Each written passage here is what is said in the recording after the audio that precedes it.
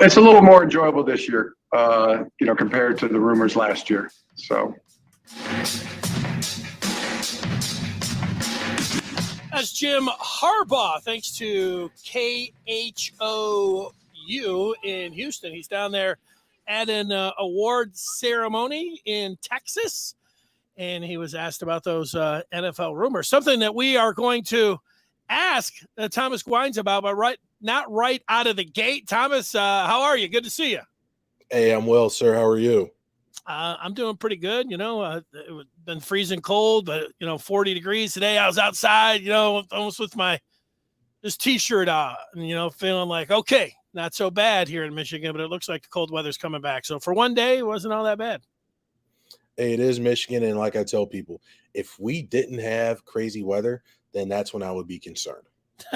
That's a good way to put it. Now, I was thinking how many days, almost 2 weeks since the Orange Bowl has been played. I haven't talked with you. I know I watched you were breaking down some plays and going over what you saw there. It wasn't pretty, but what are some of your takeaways from people say, wow, what happened? What'd you see in the Orange Bowl? What did you see in the Orange Bowl for Michigan?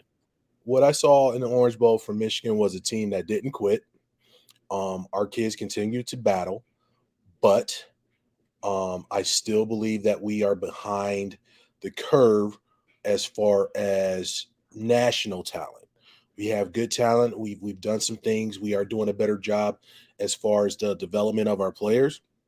But I think going up against the Bulldogs kind of shined some light on some athletic inadequacies, if you will, as far as the talent pool goes that we have here in Ann Arbor. So, but the good thing about that is that because of the successful year that we had this year, that hopefully that continues to help us as far as recruiting goes, allowing us to get those horses to come back to good old Ann Arbor, as we like to call it, and allow these talented younger coaches to get in and really start to develop these kids, and to hopefully once we get back on that national scene and that national conversation, playing these tier 1 schools, we're able to give a better showing. Yeah, you know what? Michigan hasn't had that success. Certainly they hadn't gone to Indy and won the Big Ten since 2004. They hadn't done all that bad in recruiting. So, now that they have that tucked in their back pocket, it's different now with the name, image, and likeness. Who knows? I mean, people talk about it an awful lot. How that could change the landscape as well. Maybe that levels it out a little bit for Michigan. They just chip away. Next year, I don't think that Michigan's going to be number 1 and have, 10 5-stars, but if they chip away, chip, then, could be doing it on the field, maybe in a couple of years, you could be talking about, the Georgia team, man, they look big. They look fast. They look talented. I mean, Georgia definitely looked the part. They played the part. Obviously, they went out and they finished the job, if you will, against Bama. Clearly, they understood the assignment, as the young kids like to say today. So all that to be said, there is a blueprint out here. But at the same point in time, there's no need to be cookie cutter. You can still have your individual likeness, your identity as Michigan, as the Wolverines, if you will. But at the same point in time, we have to continue to adapt and morph to this new landscape. It's not like it was when I got here in '92 with the transfer portal, with the NIL and all these different things right now. We are way past traditional college football right now. So we have to be savvy enough as an institution and as a coaching staff to go out here to remain relevant and to be on par with these tier 1 teams in order to be able to compete within the talent pool and bring these guys in. And once, like I said before, development. And then once we get our shot, let's act like we belong there. That was the one thing that did kind of strike me a little bit odd, was just as an individual, just as I'm watching the game, but there were some points in there where I kind of felt like the moment might have been a little big for, certain guys on the team. But as I said before, the one thing that I am proud of is the fact that I didn't see any quit out of our kids. We went out here, continued to try to play as hard as we could. I got to call a spade a spade. We were just basically outmanned that day. Yeah, maybe that part about being overwhelmed, you get up on the big stage, the lights are that much brighter, and we know that Georgia and a lot of the players, and of course Alabama, like they live there. It's their Right. invitational. Maybe getting to that step, and certainly, hopefully, Michigan fans are listening and watching this, that some of that experience could pay off here in the next couple of years if they're able to get back there. Yeah, I mean, that's kind of the other thing that kind of gives me pause as well, excuse me, is what's going to be our retention. Um, Obviously, we have the attrition because of seniors leaving or, younger guys who legitimately have a shot to go to the next level and make some noise. So I can't fault a kid for that. But at the same time, how much of this nucleus is going to be left for this upcoming team? How much of the spirit of the 2021-22 team is going to be around for this upcoming season? It's going to be incumbent upon these seniors to remember what this year was like, because now they have to be the Energizer bunnies for this next season, and more importantly, this off season, really getting guys to continue to buy in, understanding that, hey, we do belong here. We do deserve to be successful, but that's going to be incumbent upon these seniors. These seniors got to lead from the front. Well, will the head coach be there? You can say, I don't understand the assignment by burying the lead, by not asking you about Jim Harbaugh right out of the gate. We did hear from the coach who's down in Texas here, but is this something where Jim Harbaugh knows what he's doing? And you think this is a slam dunk that he's coming back and he's going to be the head coach? And, everybody, one thing, we talked about the Orange Bowl there at the start, but over the last 12 days, there hasn't been a lot of, teeth gnashing about, Michigan, and what happened. It's been mostly like, man, I really hope we keep the coach here. So, I don't know if this is all calculated by the coach. What's your feeling on the whole thing? I'm sure you get asked about this quite a bit, knowing your status and everything with the head coach, or just as a football player. I think this makes for entertainment. This makes for us being able for pundits to sit back and pontificate upon what another grown man's going to do with his life. With all this to be said, nobody knows until we know. Jimmy's going to do what he thinks is going to be best for him and his career and his family. If it's coming back and continuing to be the captain of the helm here in Ann Arbor, great. If he does decide to go back to the league, fine. My only point of contention is, let's not drag this out if he does leave, so that we can get a suitable, compatible coach in here, so that we don't lose out on this momentum that we built up this year. That's my biggest point of contention. Let's not let the theatrics of all this overshadow, if you will, the importance of what this year is. Let's not lose out on that momentum. Let's continue to give these kids a fair shot at replicating the success that we had this year and continuing to build upon that. If that turns out to be the case, then that's where, I'll be a little bit upset, because that's not fair to the kids. And again, our biggest commodity right now is our kids, and us being able to develop these guys and keep them, vested, interested within the program in order to help build the program to get it back to where it needs to be. So all in all, who knows? Only Jimmy knows and his agent. But until that time comes, we can sit back here and speculate all we want to, because, hey, it makes for entertainment. It gets views, it gets clicks, it sells papers, but who knows? Because Jimmy's got to do what Jimmy's got to do. Well, you can already make the case that it's dragged on. Last year it kind of dragged it out longer than people wanted, and surprisingly, it really didn't hurt. Like there wasn't anything noticeable when it came down to the Crew. Yeah, they lost a couple, but they also picked some up. So I thought that was going to be, a catastrophe, and it wasn't. Meanwhile, that doesn't mean I wanted to, blow through this weekend and, go into next weekend and everything else. I could imagine that, but in the same way, I don't want to see it like that. You can look at this upcoming Friday where you can start with, the dead period being over, and you can go out and start, taking trips and, talking to recruits. And if you're, heading to New York or Chicago and you're not there to see a recruit, you're there to, to an interview for a head coaching job, that's where it I'm can not allowed get. to work. We call that a clue. Yeah. So you get down there. Well, Thomas, there's a lot of, would be, investigators, they're tagging the, these jets and these airplanes across the country, and where they're flying in, where they're flying out. They're saying, no, he's going to see this, this tackle from 2023. No, 20.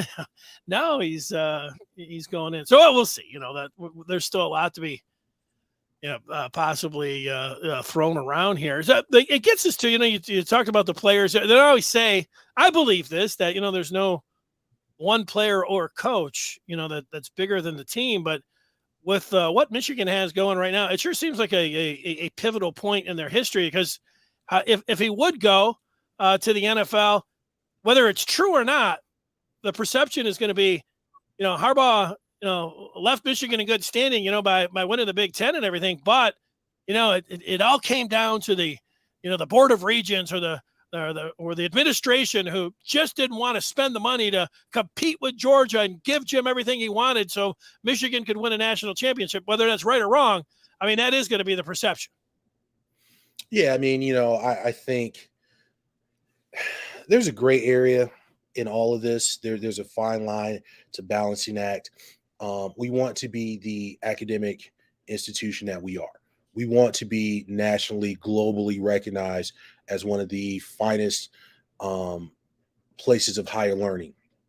So that's one of the pillars of being a Michigan Wolverine, and as far as I'm concerned, being a Michigan man, is when you're able to graduate and have that University of Michigan degree. And it says something. It speaks for itself. It opens up some doors, right? But at the same time, as we alluded to earlier, the landscape of college football is in a place of constant flux. It's changing. It's morphing. It's ever fluid. So with that being said, if we don't have a regents, presidents that are pro sport, as well as being the academics that they are, I believe it leads them to be a little bit short-sighted in how we can continue to press forward the overall ethos of the University of Michigan. And for most people, when you talk about the University of Michigan, for those that don't go here, for those that may not live in the Midwest, what are the main things that you hear them talk about? Typically it's sports, and most of your schools, it's going to be sport. Sports are going to be your best marketing tool for most of your major institutions to begin with. So for us not to be in that national conversation amongst those tier one schools, that doesn't just negatively hurt the athletic department. I think that hurts the brand, which is the University of Michigan, that Block M. So if I'm the leader of this, Fortune 100 company, whatever we may be, I would have to look at that and see how that is going to affect us either negatively or positively, as far as, how do our sports team, especially football, basketball, to an extent hockey, how our teams are able to compete on that national level. Because the more times we are on that national stage, the more times we're actually able to run those ads where we are showing the truly vast network and advancements that we have here at the University of Michigan as far as our academic programs go. So I firmly believe they go hand in hand.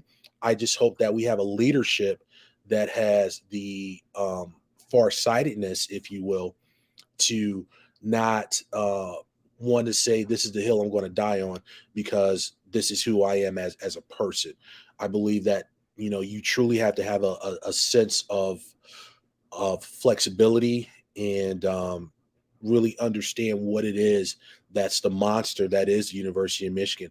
Because as much as we love her, she is a beast and she's hungry and she needs to be fed. Well, yeah, to that point, but also people, you're talking about how college football is rapidly changing here. Like just on the admission standpoint, like you take 10 Michigan football fans who are like, yeah, they got to change the admissions, because Alabama or whoever, Ohio State, they could just bring guys in, and Michigan's having a hard time with the transferring the credits. But hey, you talk to people that went to Michigan, they're like, well, like you go ahead and change the credits or whatever else. Maybe Michigan, when they bring out that report, U.S. News and report, where they always, rank the institutions across the country. Michigan's always there. I think they're number 3 right now. At least the last time I checked, that drops it down to like 10. People aren't going to like that. They're like, wait a second, they're not going to like that. And you know what? For years, whatever you believe and whatever actually has gone on, Michigan people, Michigan fans, and people that say, you know what? No, Michigan's not cheating. They're not paying their players. They're doing things above board. And, you could use it as a reason or as an excuse. Like, yeah, of course they're not going to be able to beat Georgia. They're not out there paying players. Well, now, you can pay the players. People are like, well, we don't actually, do we really want to do this? I don't know, Thomas, like, when you were playing, if somebody was giving you an extra 10, 20, 30, 40, I don't know, 100, how much different would it have been? It'd been pretty cool, but I don't know. You've seen it all through the years. You know what people say about the other schools, and actually, you went to school here, so that whole thing. It's going to take a while to change from people that are like, I don't know about paying these players. Well, what I would say is this. I always looked at it like this. I went here, obviously, graduated in 3.5 years. When it comes to the admission aspects of things, I'm torn.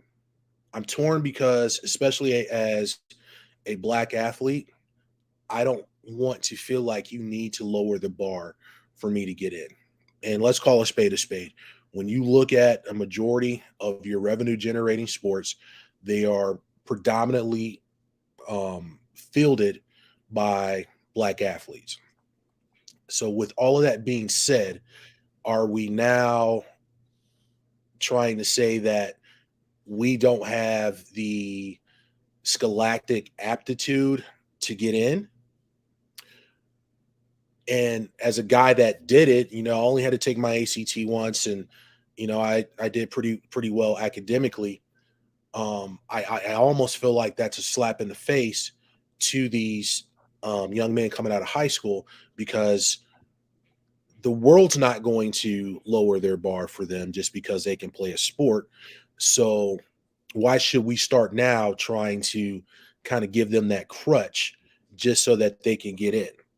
And not only just so that they can get in, what is going to take place once they get here if they don't have the foundation to make it academically? Now, I will say this as a former U of M athlete and scholar, Michigan gave me all of the academic help and assistance that I needed. And again, I can only speak on my experience. Everything was above board.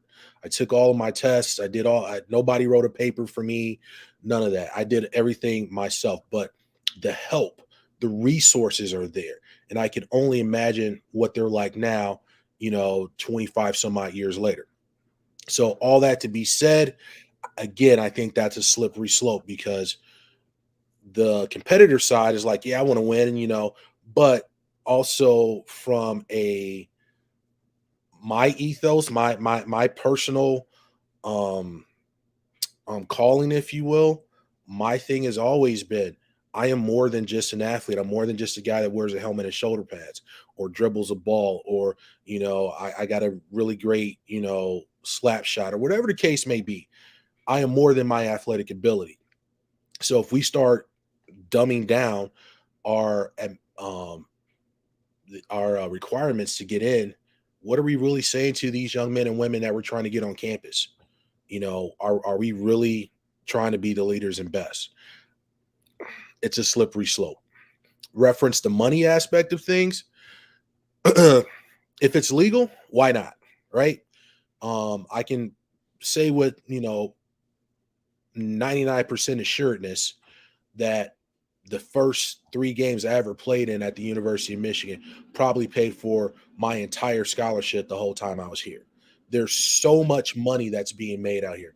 Let's look at it from this particular standpoint. Before the current contract, Coach Harbaugh was probably, if not, the highest paid state employee for doing what? And again, we have to figure out what our sense of morality, if you will.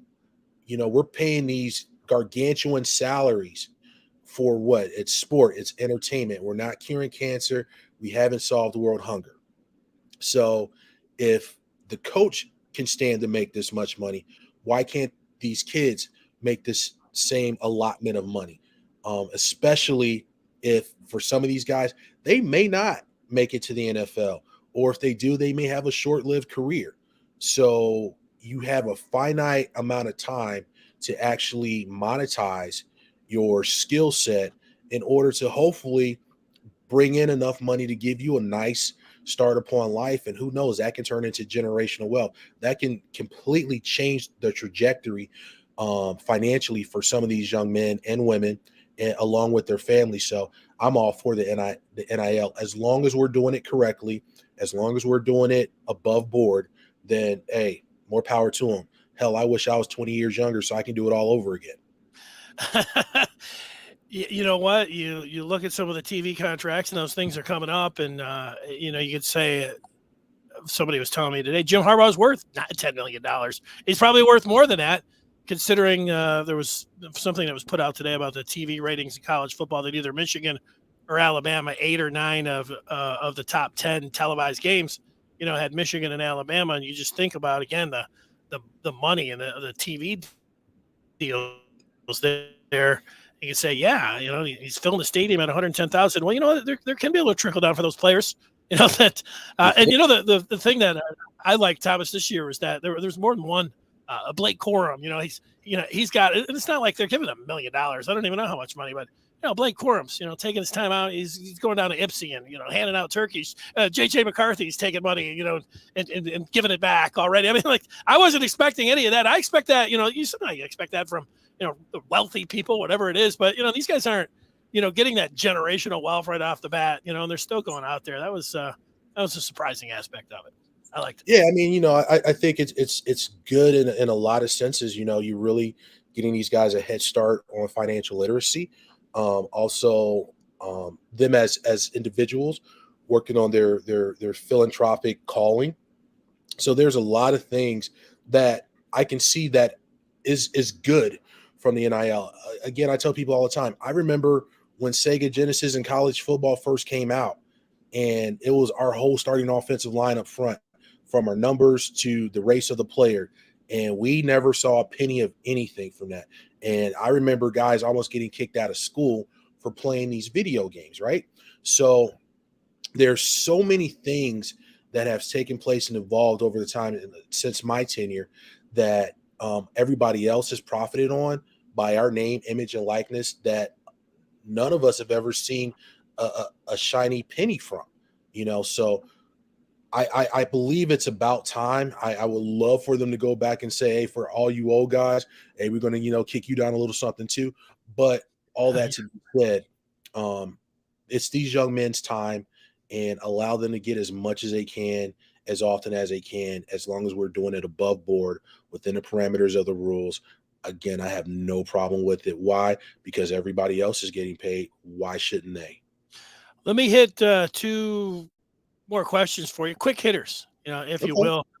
A lot of people want to know, opinions about the Michigan football staff. And, when you have a good year like Michigan did, you end up getting a lot of decorated players, Aiden Hutchinson going to New York, the kicker winning the Lou Groza. I mean, you can go down the list. There have been a lot of Harbaugh's down in Texas, maybe collecting another coach of the year, AP coach of the year, down there for the head coach. The assistants, when you do well, it seems like everybody across the board, they did well. What do you make? Do you see any, whether it would be, and I know that like you're saying, oh, what if Jim leaves, would somebody move in there? But do you see a guy that either in the short term or either long term that look like they could be head coaching material with your former player eye looking at him and evaluating him? I like Mike Hart a lot. Mike brings instant credibility, having did what he did here. Didn't necessarily have the most successful NFL career, but he was there. Mike has coached at other Big Ten institutions, and I like Mike's youth. I think that's the crux of the matter right now, especially as assistant coaching goes. You have to align yourself with individuals that understand today's athlete. And I think, Mike does a really good job with that. I think with some more collegiate seasoning, I think Ron Bellamy will be really good. Coach Moore, the offensive line coach, obviously you got to throw Guynes in the mix, just with his pedigree. Upon doing all of that, I think we have some very viable in-house decision making to make if Coach Harbaugh does decide to go back to the NFL. And I think that we are in a comfortable position, reference at least being able to interview those individuals in-house.